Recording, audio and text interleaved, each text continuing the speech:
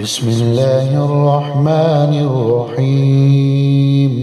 اللهم صل على سيدنا ومولانا محمد صاحب التاج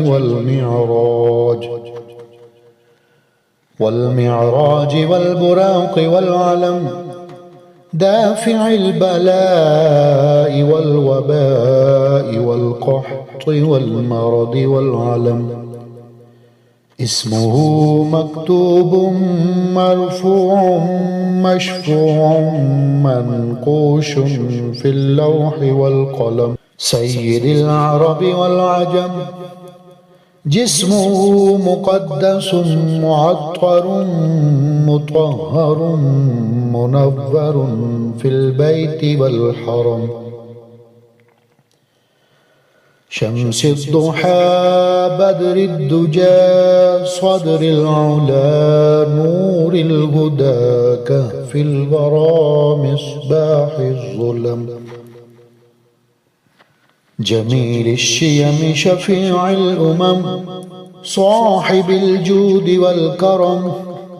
والله عاصمه وجبريل خادمه والبراق مركبه، والمعراج سفره وسدرة المنتهى مقامه، وقاب قوسين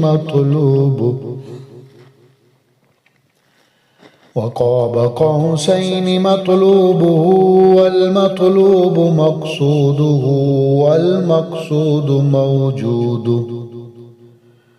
والمقصود موجوده. سيد المرسلين خاتم النبيين شفيع المذنبين أنيس الغريبين رحمة للعالمين راحة العاشقين مراد المشتاقين.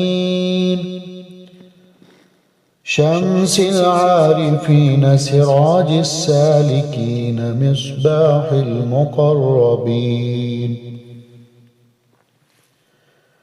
مصباح المقربين محب الفقراء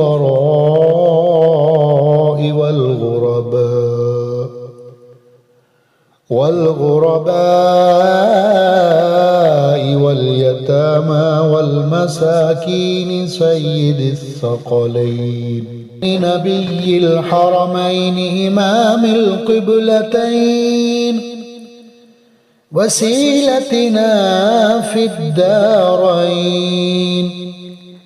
صاحب قاب قوسين محبوب رب المشرقين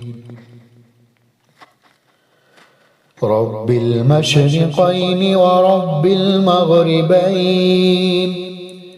جد الحسن والحسين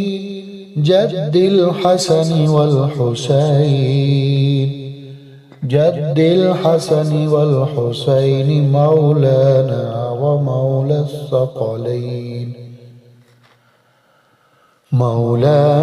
ومولى الثقلين أبي القاسم محمد بن عبد الله، نور من نور الله. يا أيها المشتاقون بنور جماله، كشف الدجى بجماله، حسنت جميع خصاله. صلوا عليه وآله وأصحابه وسلموا تسليما.